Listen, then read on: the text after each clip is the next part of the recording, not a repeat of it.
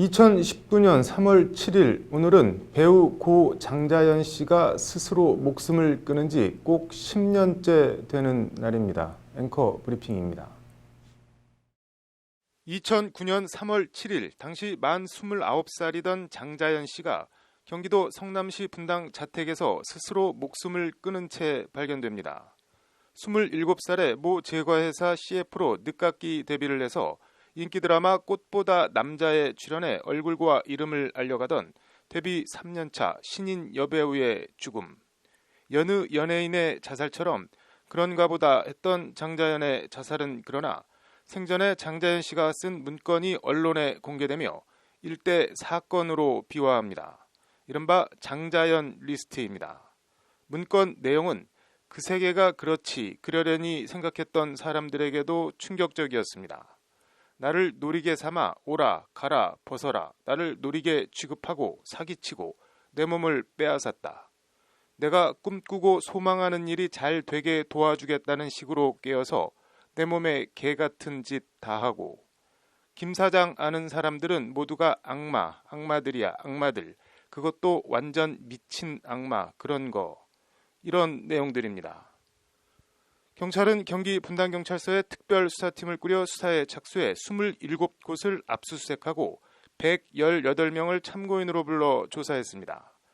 경찰은 그리고 유서에 언급됐던 조선일보 방사장 등 용의자를 12명으로 특정하고 이 가운데 7명을 기소 의견으로 검찰에 송치했습니다. 조선일보 방사장은 방상훈 조선일보 사장이 아니고 요즘 또 한참 시끄러운 코리아나호텔 박용훈 사장이라는 관련자 진술을 확보하고도 방 사장은 단 한 번도 불러 조사하지 않고 내린 결정입니다. 용두삼이 검찰 수사는 그나마 검찰에선 더 걸레가 돼서 검찰은 장자연 씨 소속사 대표와 전 매니저 단 2명만 폭행과 협박 등 혐의로 기소하고 끝냈습니다. 한 여배우가 자신의 죽음으로 외쳤던 지옥 같았다던 성상납은 그렇게 흔적도 없이 사라졌습니다. 그리고 유서가 되어버린 장자연 문건, 장자연 리스트는 잊혀지지도 깨끗이 정리되지도 않고 지난 10년간 유령처럼 대한민국을 배회하며 떠돌았습니다. 변화의 단초가 생긴 건 지난해 초 서지현 검사의 폭로로 촉발된 미투 물결을 타고 청와대 국민청원 게시판에 고 장자연의 한 맺힌 죽음의 진실을 밝혀주세요라는 글이 올라오면서부터입니다. 해당 청원엔 23만 명 넘게 동참했고 검찰 과거사위원회의 재조사 착수로 이어졌습니다. 일관성이 있는 핵심 목격자 진술을 배척한 채 신빙성이 부족한 술자리 동석자들의 진술을 근거로 불기소 처분했다. 수사 미진에 해당한다는 것이 검찰 과거사위의 판단입니다. 일관성 있는 핵심 목격자. 접대 술자리에 동석했던 윤지호 씨는 술자리에서 장자연 씨가 어떤 일을 당했는지 등에 대한 자신의 진술이 묻히는 걸 보고 무서웠다고 말한 바 있습니다.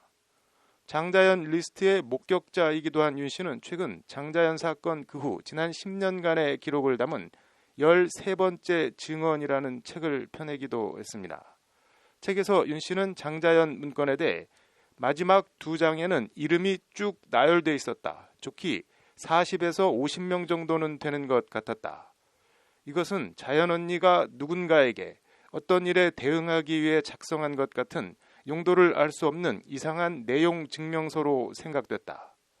10여 차례 수사기관에서 같은 증언을 반복했지만 결실은 없었다고 윤 씨는 적고 있습니다. 한 여배우를 죽음으로 몰고 간 악마 같았다던 성상납이 있었다고 하더라도 이미 웬만한 공소시효는 다 지나 법적인 처벌은 불가능할 수도 있습니다.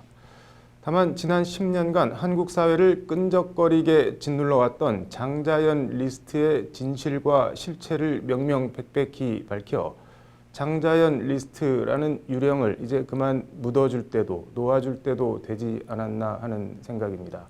한참 전에 그렇게 했어야 하지 않았나 하는 생각입니다. 이달 말 검찰 과거사위원회가 진상조사 결과를 발표한다고 하니 발표를 기다려보겠습니다. 앵커 브리핑이었습니다.